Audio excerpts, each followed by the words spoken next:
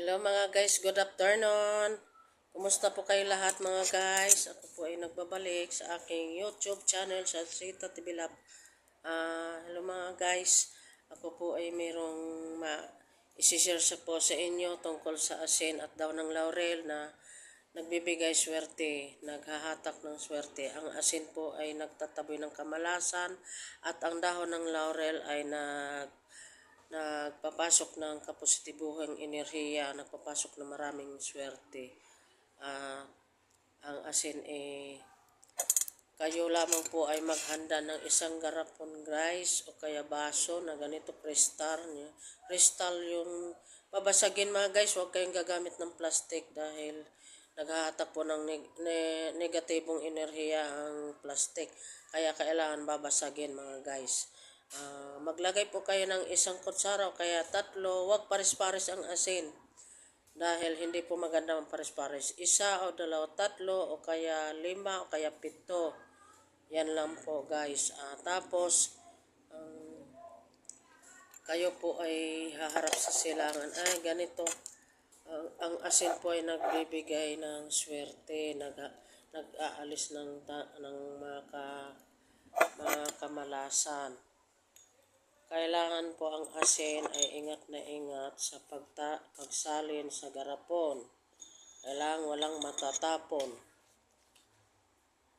Mga guys. Yan.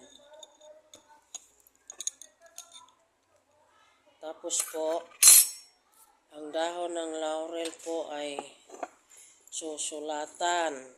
Saan nga ba ang sulat? Susulatan ng pangalan. Sana ayan. Susulatan ng pangalan ninyo.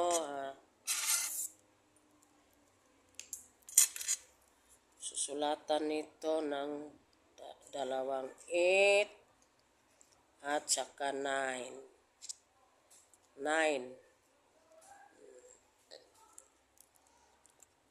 Tapos pangalan.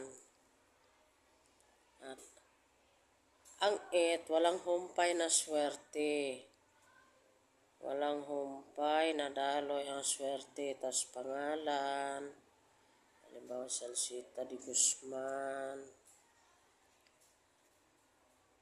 Salsita Luis de Guzman. Tapos birthday, October 11, 1977.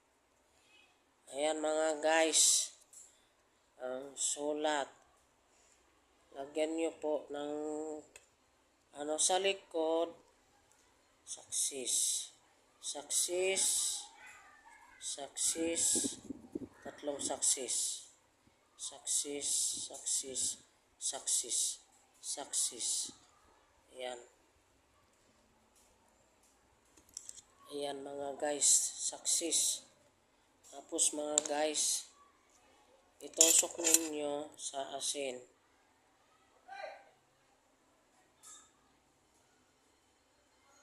Then, haharap kayo sa silangan. Mamaya nyo gawin, huwag nyong palampasin.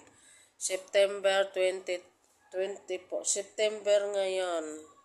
Friday the 13, 2024. Huwag nyong palalampasin ito. Kahit mamayang alas 6 ng gabi o kaya alas 7 o kaya alas 8, magsindi lang po kayo ng kandila mga guys. Then, haharap kayo sa silangan, magdasal ng Ama namin, Bagino Maria, sumasampalataya. Then, mag-wish kayo ng nais nyong matupad sa inyong mga pangarap sa buhay. Kung nais nyo makabayad sa lahat ng utang nyo, i-wish nyo dito. Kung nais ninyo magkaroon ng magandang bahay, i-wish nyo dito. Kung gusto nyo magkaroon ng negosyo, i-wish nyo rin dito. Kung kayo makapasa sa exam, i-wish nyo rin dito. Wala imposible. Ang asin po ay nagbibigay ng kaswertihan at kapositibuhan sa buhay at nag-aalis ng negatibong enerhiya sa loob ng pamamahay. At ang dahon po ay naghahatak ng kapositibuhang enerhiya, nagbibigay swerte ang dahon ng laurel. Kaya sasabihin nyo, Sasabihin nyo sa dahon ng laurel at asin, think positive, dadaloy, walang humpay na kaswertihan sa aking buhay. Babanggitin nyo po ang pangalan nyo. Ako si Alcita Lilos de Guzman, ako si Alcita Lilos de Guzman, ako si Alcita Lilos de Guzman. Matutupad ko lahat na aking mga pangarap sa buhay. Huwag nyong lagyan ng sana mga guys, kasi pag may sana ay nag 50-50 po ang inyong pananalig. Sabihin nyo, pananalig sa mahal na Panginoong Hesus, ako ay matutupad kong aking mga pangarap sa pamagitan ng aking sipag at tiyaga at pananalig sa Panginoong Hesus Kristo.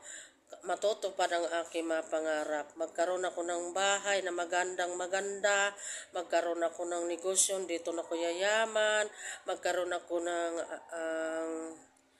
magandang sasakyan. Yun ang ihihiling nyo dito mga guys. Alam nyo ba mga guys, nung inumpisahan ko to nung 2019, binaliwala ko tong asin na ito at saka dahon ng laurel. Nakikinig lang ako sa YouTube, pero nung sinubukan ko 2020, may pagbabago naman po mga guys, ibang-iba nung hindi pa ako sumubok. Pero nung nasubukan ko to mga guys, ang ganda. Hindi na po ako nagigipit masyado. Mas nabibili ko ngayon ang lahat ng pangangailangan ko kaysa nung ako'y hindi pa gumagawa ng pampaswerte mga guys, ng asin at dahon ng laurel. Kaya mga guys, subukan nyo po ito. Alam nyo po ba mga guys, nung hindi ko pa ito nasubukan, yung asin at dahon ng laurel, ako po ay nangangahoy sa bundok. Pinagbibinta ko sa mga bahay-bahay. Tapos kahit ulan at bagyo, ahon kong bundok para lang ako'y makabinta. Dahil ako po ay kahit na ako po ay nanghingi ng tulong sa aming mga kapitbahay para manghiram ng bigas. Wala talagang nang pahiram sa akin ng bigas. Ako'y nahabag sarili ko, kaya ako'y gumawa ng paraan. Nagkakahoy ako sa bundok, kahit ulan, bagyo, nilusob kong bundok.